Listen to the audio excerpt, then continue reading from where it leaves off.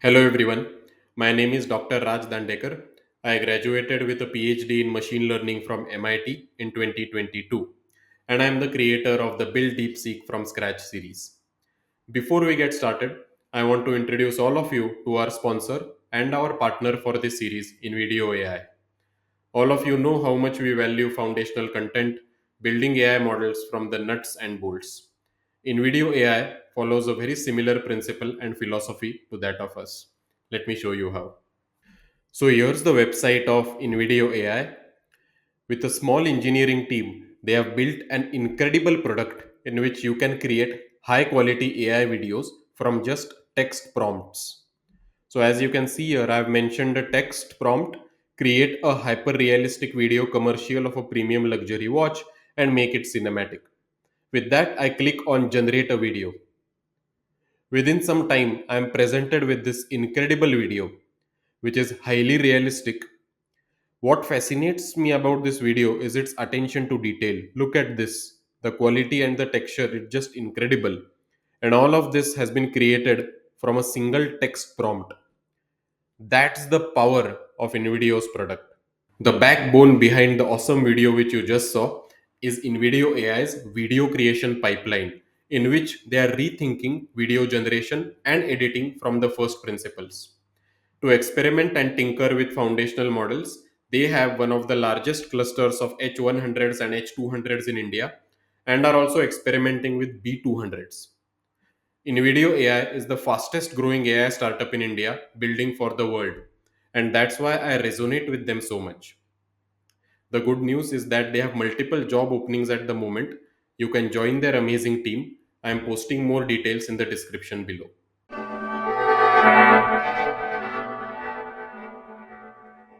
Hello, everyone, and welcome to this lecture in the Build DeepSeek from Scratch series.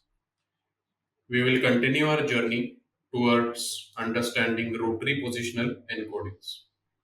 The reason why we have started to look at rotary positional encodings is because when DeepSeek used multi-head latent attention, they used a version which coupled multi-head latent attention with rotary positional encoding.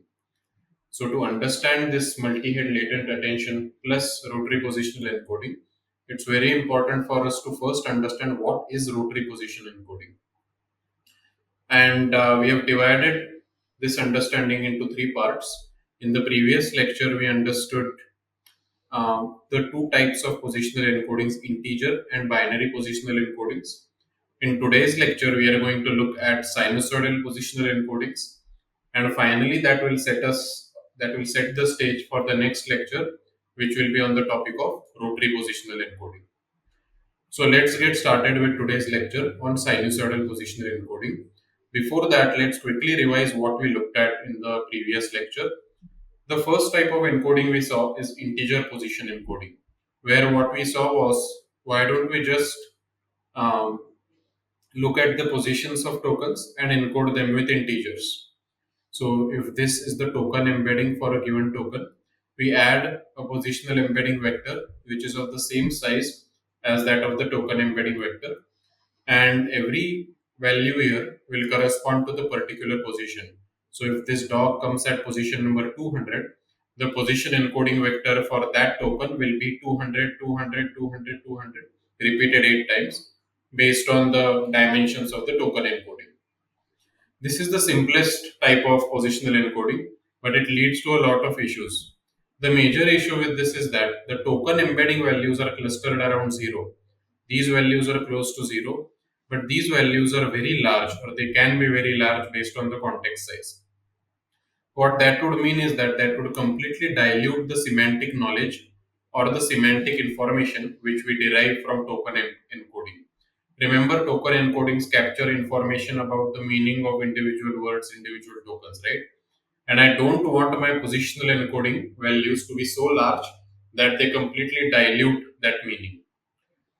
That's one of the major reasons why we did not go ahead with position or integer positional encoding, because integer positional encoding heavily pollutes the semantic information captured by the token embeddings. So ideally, we need values which lie between 0, 1, etc. They are in that range, they are not too high for positional encoding. That naturally led to the second type of position encoding, which is binary position encoding. In binary position encoding, what we do is that we look at the token, we look at its position, and we convert it into a binary representation based on the length of the token embedding vector.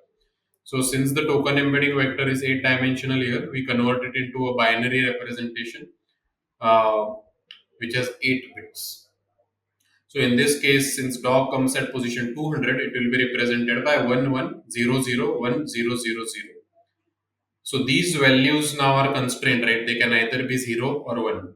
That solves the issue with respect to binary positional encoding. We also did a very interesting exercise where we looked at if you had these different positions and you did binary encoding for all of these positions, and if you take a very close look at what happens with every bit, here you'll see that the least significant bit oscillates the quickest among positions.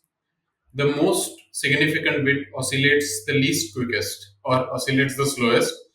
So this lowest bit actually oscillates the fastest. This bit oscillates a bit faster than that. So for example, here you see it changes after every two positions. So the first bit changes after every one position. The second bit changes after every two position. The third bit changes after every four positions. So you see for four positions it's the same and then it changes. So we conclude from here that the lower indices oscillate fast between positions and the higher indices oscillate slow between positions. And that can also be captured by this figure over here. So if you look at this diagram very closely, you will see that for every position on the x-axis, I have this index which is plotted. So if I have position number 60, there will be 8 indices, right? Index number 1 to index number 8. So the lowest index, as we saw, will oscillate the fastest. Whereas as we increase in the index value, that index, the highest index will oscillate the slowest. So the lowest index is called as the least significant bit and the highest index is called as the most significant bit. So the key thing to remember is that the lower indices change more frequently, the higher indices change less frequently. This is the same understanding which we'll look at today in sinusoidal positional encoding as well. So it seems that binary positional encoding solve the range issue, right? The values are restricted between 0 and 1. What's the main issue? The main problem with binary position encoding is that if you look at these jumps, they are discrete jumps, right? They go from 0 or 1. There is no values in between.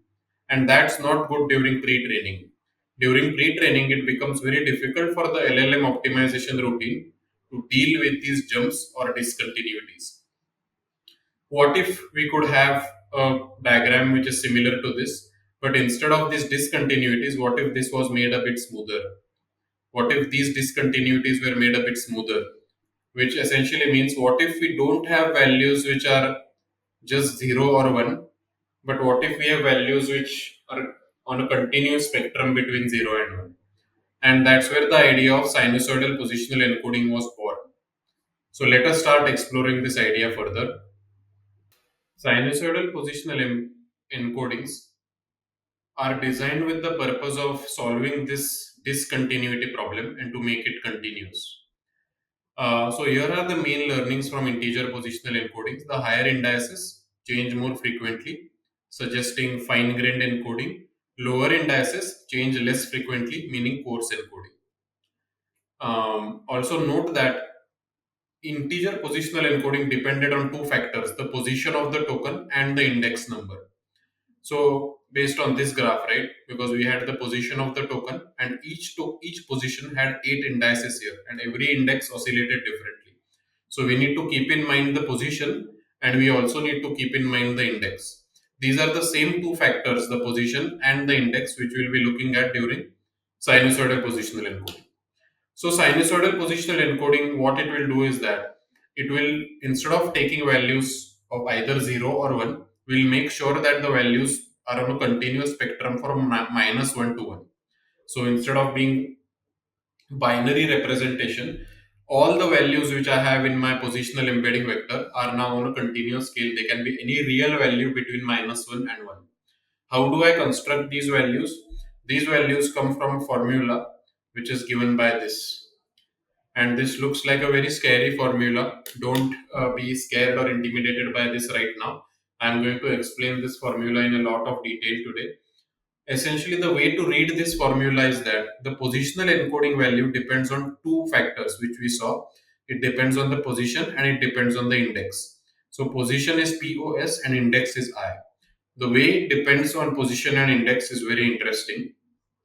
If it's an even index, then the values are sine of position divided by 10,000 raised to 2i divided by the model dimension.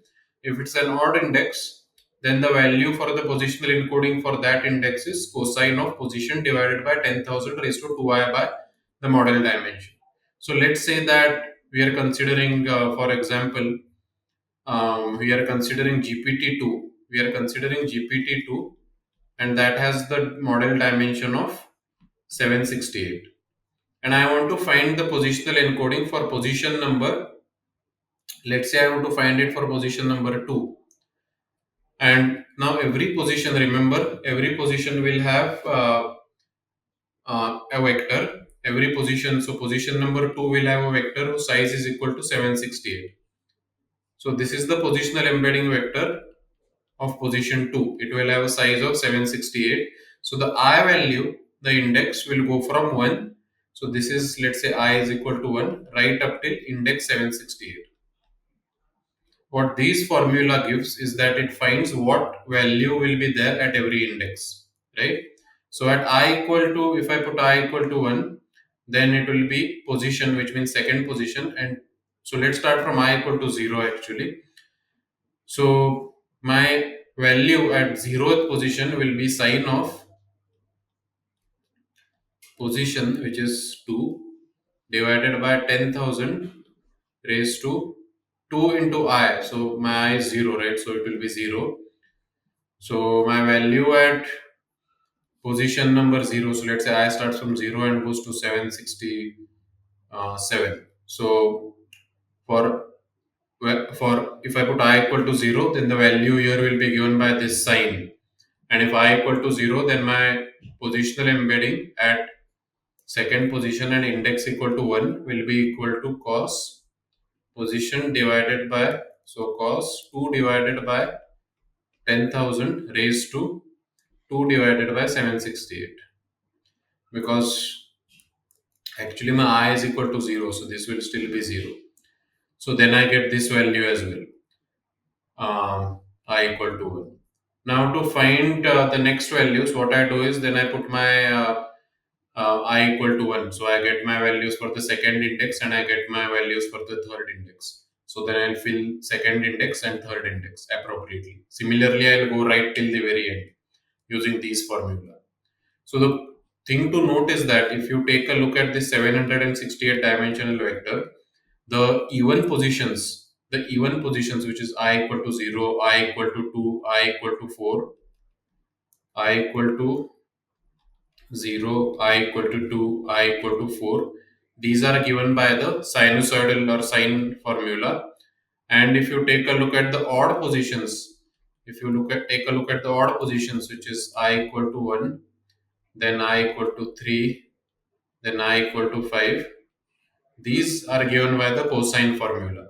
We'll see why there is a separate formula for the sine for the even positions and why there is a separate formula for the odd positions. But I hope you understood what are the different variables over here. There are two variables over here, right? There is the position variable and there is the index variable. So the way to read this formula is that you fix a position and you will have a 768 dimensional vector. Now you need to decide what's each of those 768 values, right? Those are my 768 indices. And to get the value at every index, I first decide whether that index is even or whether it's odd.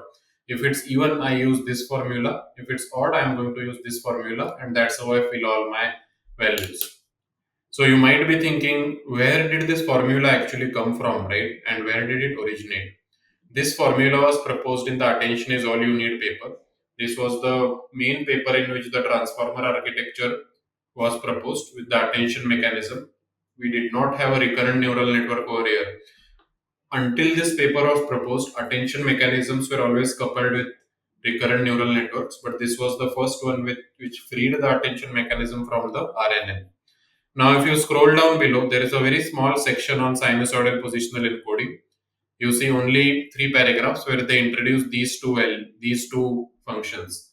How to find the positional encoding values at different indices using the sine and the cosine functions. So these are three paragraphs over here, right? But to understand it, we need to devote this full lecture towards it. So first, let's actually start exploring these. Let's start exploring this formula and let's see whether it makes sense or not. First, we see that it's sine and cosine, right? So that's why the values lie on a continuous spectrum between -1 and 1. That much is obvious. But where does this? Why do we have 10,000 raised to 2i by d model? Let's see.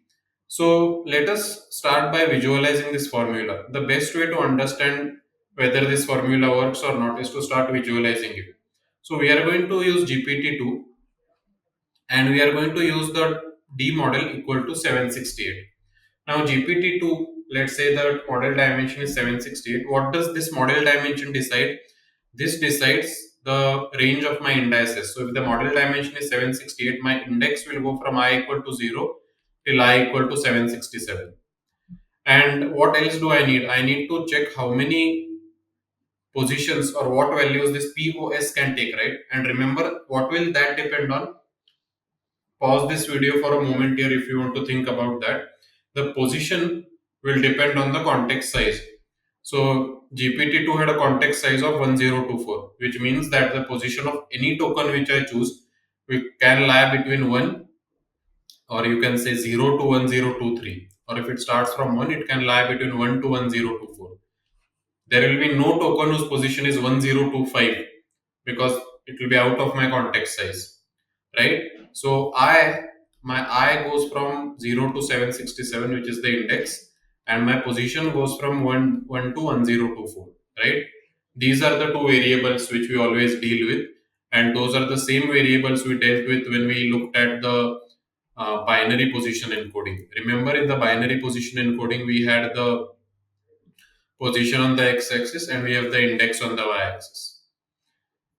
So let me assume the D model equal to 768. So the range and the context size is 1024. So range of position variable is 1 to 1024. And if my I actually starts from 1, this can be 1 to 768. It depends on your convention. So the range of I variable I am assuming to go from 1 to 768, right?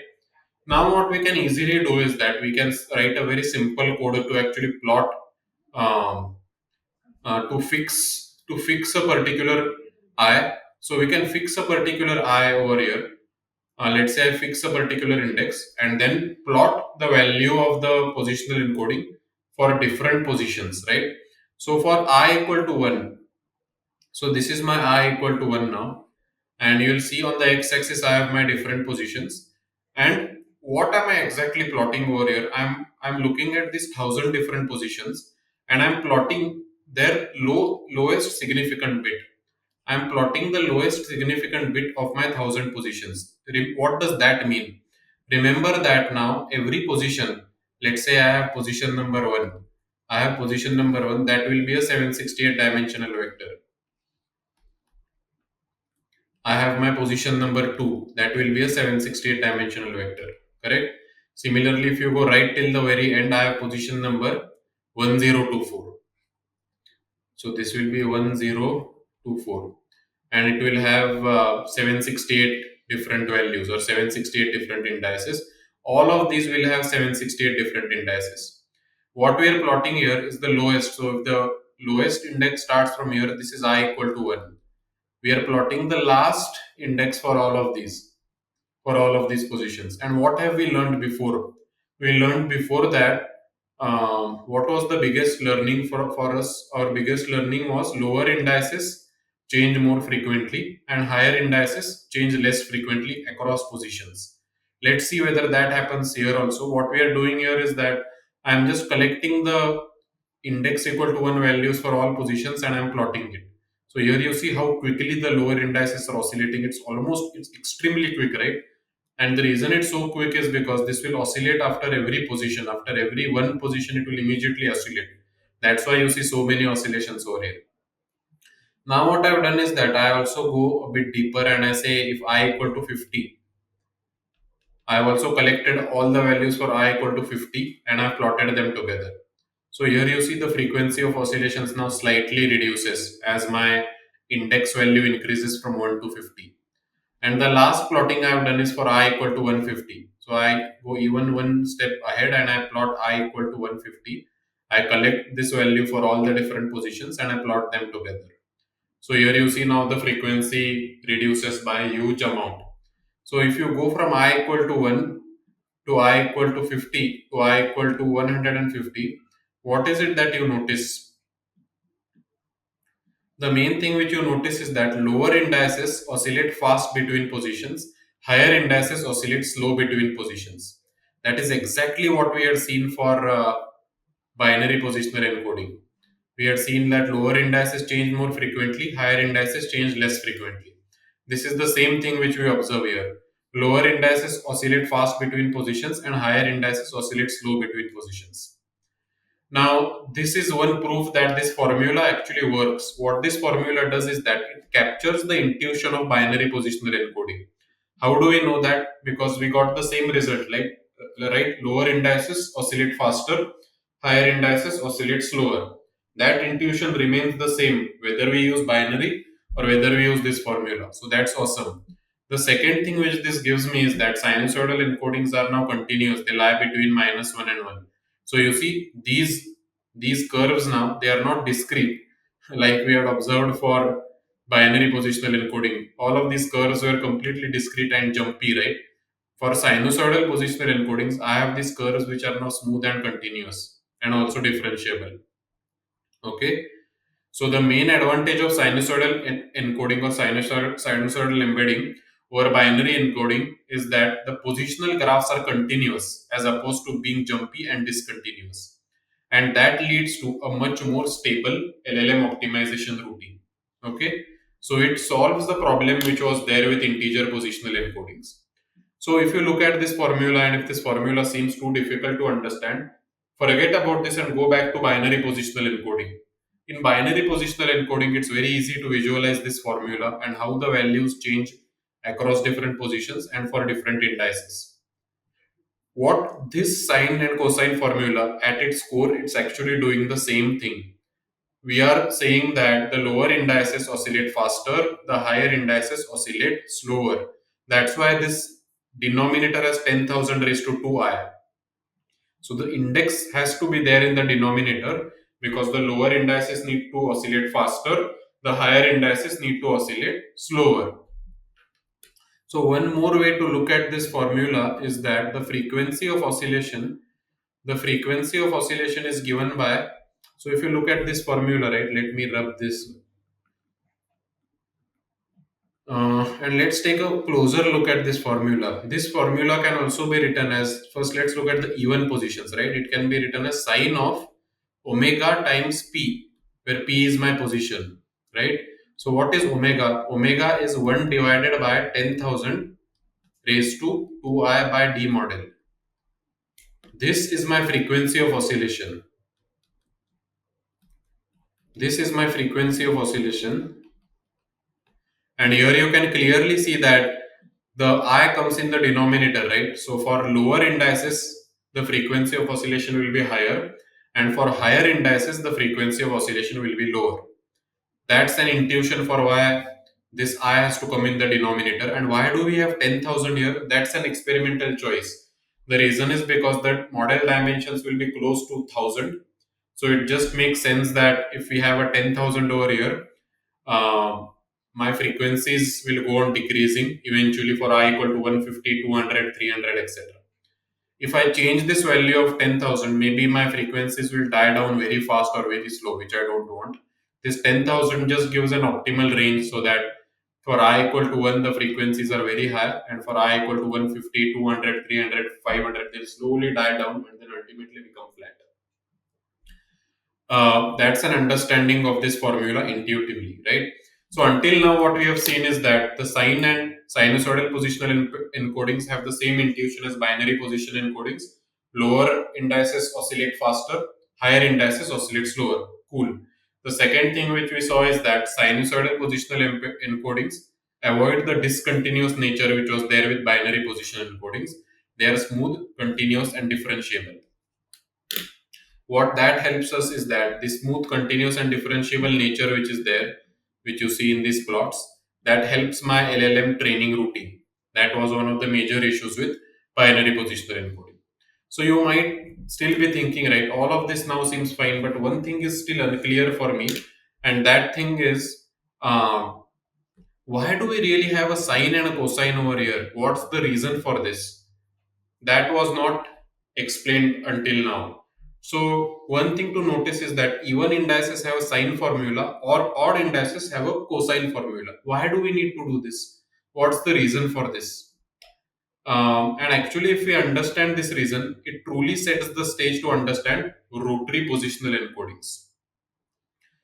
So remember that this reason will ultimately set the stage for ROPE, which is rotary positional encodings, which is the main thing which we want to understand to eventually see how ROPE or ROPE, rotary positional encoding, is mixed with latent attention.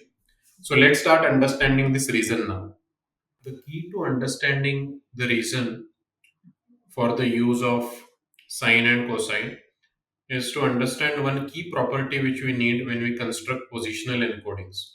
When we construct positional encodings, we want to have a linear relation between two encoded positions.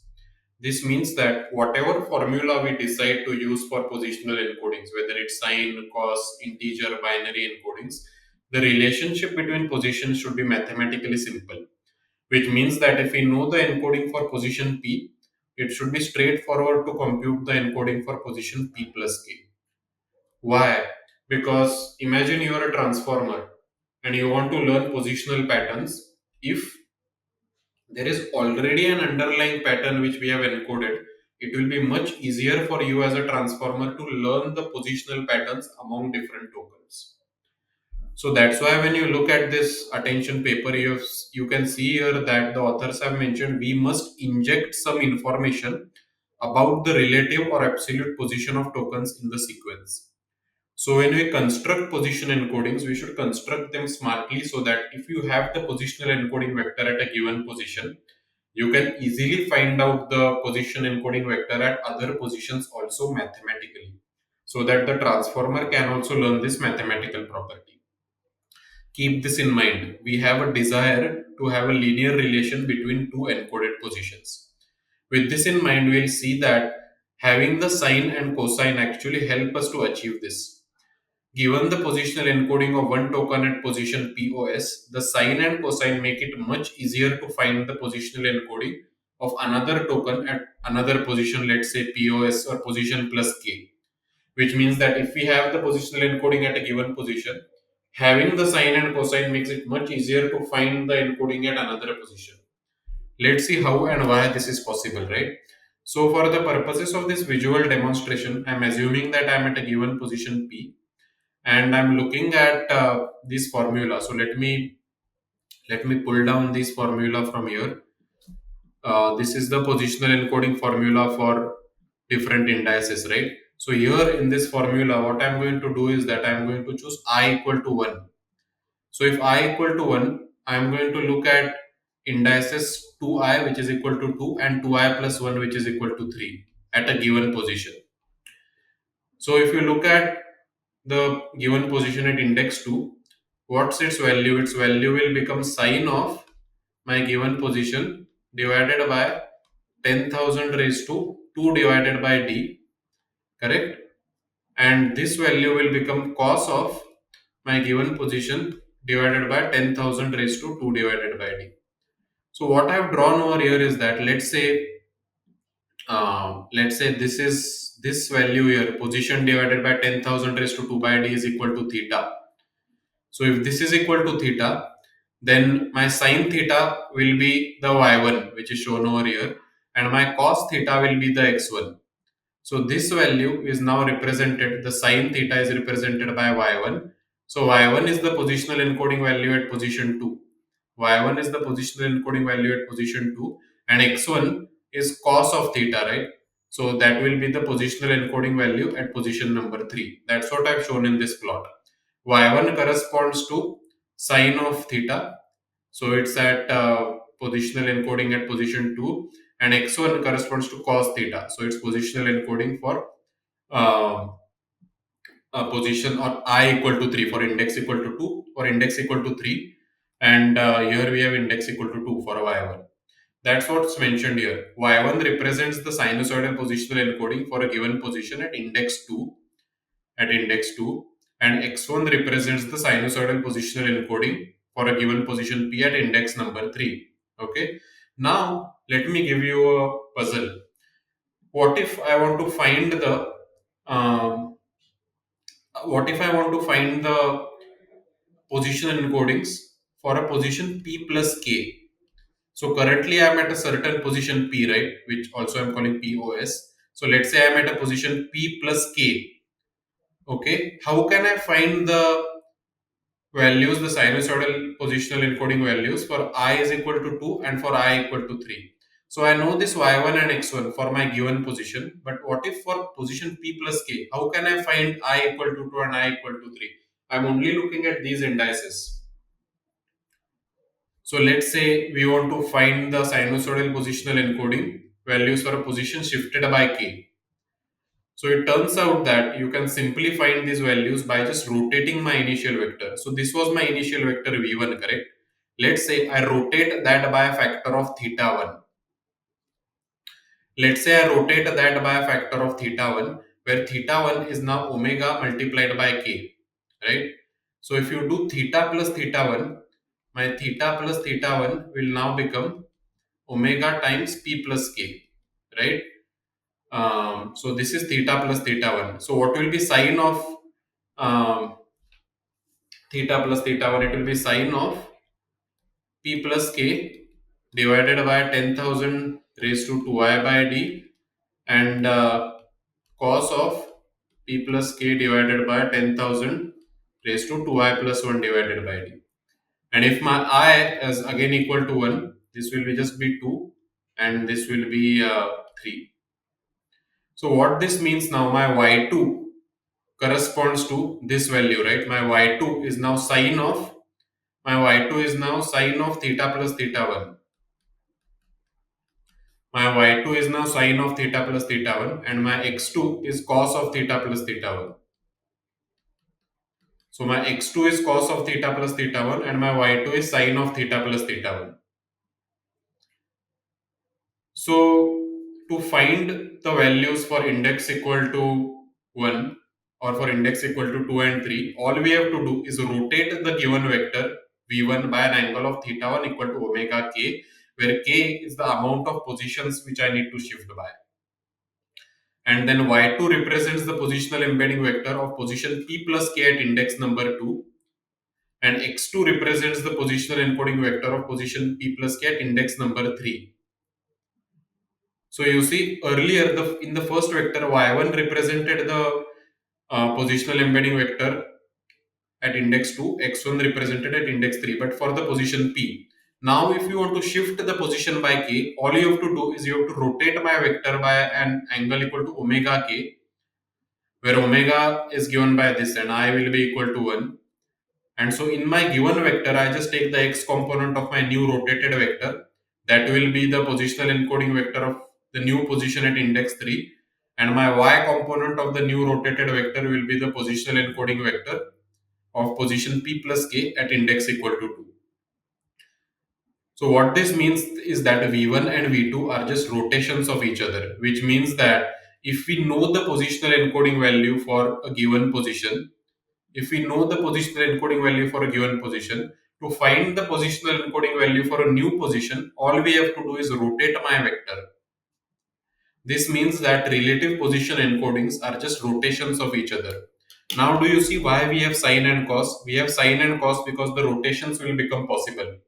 Without sine and cos, rotations will not come into the picture. The cosine is there because that corresponds to the x coordinate. The sine is there because that corresponds to the y coordinate. And because positional encodings here are rotations of each other, it satisfies this property that there is now a relation between encoded positions, which means that if we have the encoding vector for one position, to find the position encoding for another position, we just rotate the initial vector. That's beautiful, right? Instead of just adding or subtracting, we rotate to get the new position encoding vector for a new position. We rotate from an initial position. That's where the rotation comes into the picture. And this is the idea which we are going to expand later when we learn about rotary positional encodings. So the reason we encode alternate indices by sine and cosine is that to rotate a vector, we need both sine and cosine terms. Otherwise, rotation will not be possible. The sine and cosine in the formula ensure that relative positional encodings are rotations of each other. Okay? And that makes sure that there is a relation between different positions which the transformer can later learn. That's why when this formula was released, it actually solves a number of things, right? First, it makes sure that instead of having this jumpy values for binary positional encodings, now the sine and cosine values and this 10,000, which is an experimental choice, make my frequency values, or not frequency values, make my oscillations smoother, right? So it helps the LLM stabilization routine. Secondly, my sine and cosine which are there now ensure that relative position encodings are just rotations of each other. That's a very important thing to note. Without this formula, it would have been impossible to extract this fact that relative positional encodings are rotations of each other. So when this formula was released, a huge number of researchers and organizations actually used this to build foundational language models, and that's why it became very popular. One more thing to note is that rotations ensure that relative shifts map to fixed angular differences, which then translate into predictable, learnable attention patterns. That just means that we are injecting some information from our side that the positions are actually related to each other, and the transformer later learns this injected information. So we are talking about sinusoidal positional encodings as if they solve all of our problems, right? Then why do we even need rotary positional encoding? What's the main problem with sinusoidal embeddings? Let's see that now. One of the main issues with sinusoidal positional encodings is that positional embeddings are directly added to token embeddings. Although the magnitude of the positional embeddings is small, the very fact that we are adding positional embeddings to token embeddings pollutes the semantic information which is carried by token embeddings. Ideally, we want the semantic information to be carried by token embeddings to be preserved when we go into the transformer block.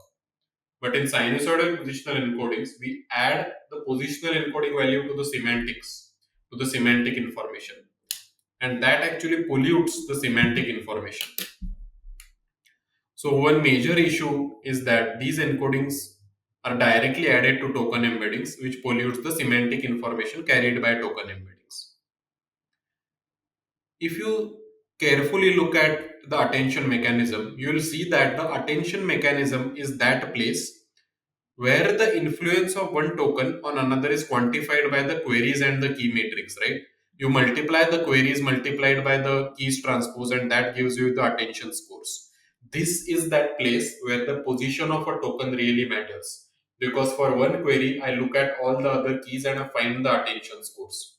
So instead of adding the positional embeddings to my token embeddings, can we instead augment my query and the key vectors itself with positional embeddings?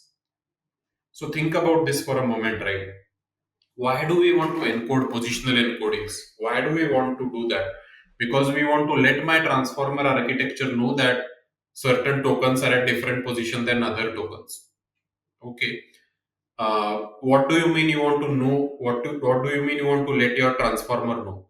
It means that when I compute the context vectors from my token embedding vectors, tokens which are at different positions should have different context vectors. Okay.